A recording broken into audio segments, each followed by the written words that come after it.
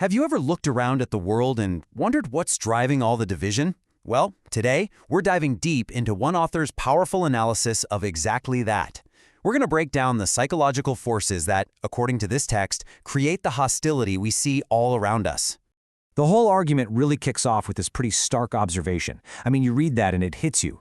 It perfectly sets up the central question we're going to tackle. If our world really is defined by this struggle against an enemy, then what's the engine that's actually powering it all?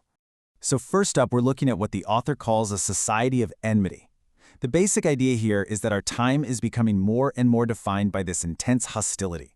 It's this logic of us versus them that's worming its way into the very heart of who we think we are. And that brings us to the core of the theory, this desire for an enemy. See, the argument is that this isn't just about politics or disagreements. Nope, it's about something much deeper. A kind of psychological engine that is actively pushing us apart.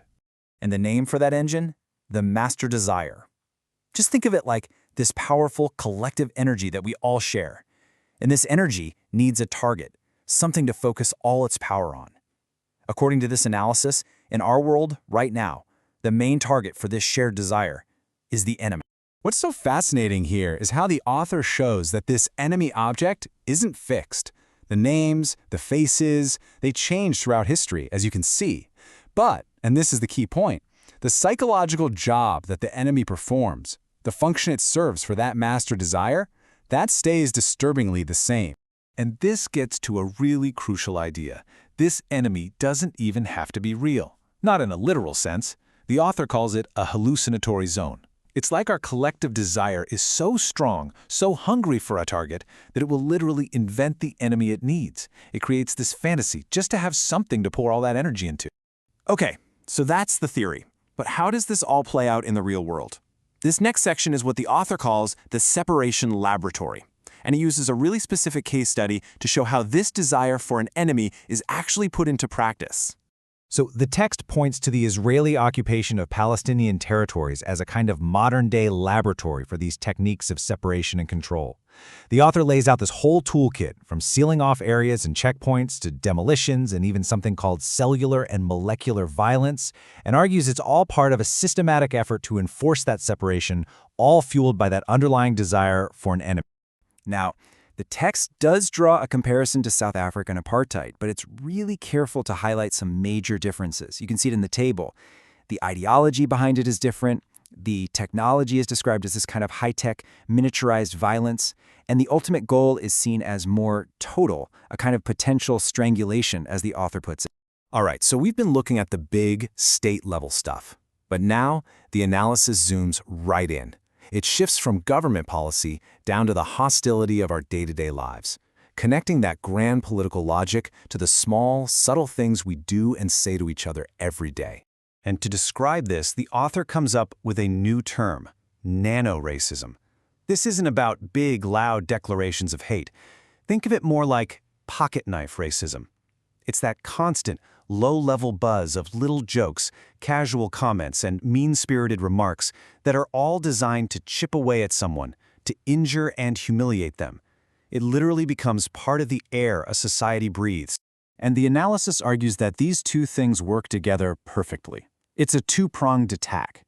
You've got the state's big, powerful, hydraulic racism, the laws, the bureaucracy, the border control. And then you have the cultural nano-racism, the stuff we talked about, the air we breathe. One feeds the other. The everyday stuff makes the state's actions feel normal, maybe even justified. And what's the goal of all this everyday nano-racism? Well, according to the author, the intended result is brutally simple. It's a war of attrition. The idea is to hit people with so many tiny cuts, so many racist jabs, day in and day out, that life becomes unbearable. You make it so intolerable that they're left with no other choice but to just leave on their own. So, this brings us to the final, and honestly, the most chilling, part of the whole argument. If you build a society on this deep need for an enemy, and you use both the power of the state and the hostility of the culture against them, where does that road end? What is the logical conclusion? Well, first, there's a huge shift. The fight is no longer just political. It's not about arguing over policy anymore. The struggle becomes existential.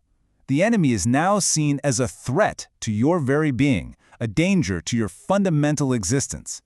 And once that happens, once the fight is about survival itself, well, the very possibility of dialogue just shuts down.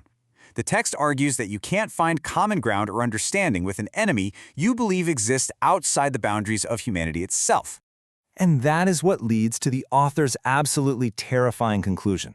The ultimate desire, the final fantasy waiting at the end of this dark road, isn't just to win. It's not just to defeat the enemy. It is their complete and total annihilation. And we need to be really clear what the text means by annihilation. This isn't just about winning a war. It's described as a purification by fire. It's this desire to surgically remove the enemy from the story of humanity altogether, to pave the way for a brand new history, a history that can finally proceed without them. And so, this entire analysis leaves us with this incredibly profound and unsettling question to wrestle with.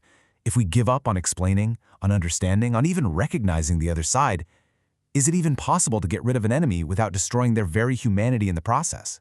It's a question that forces us to confront the true cost of living in a world of friends and enemies.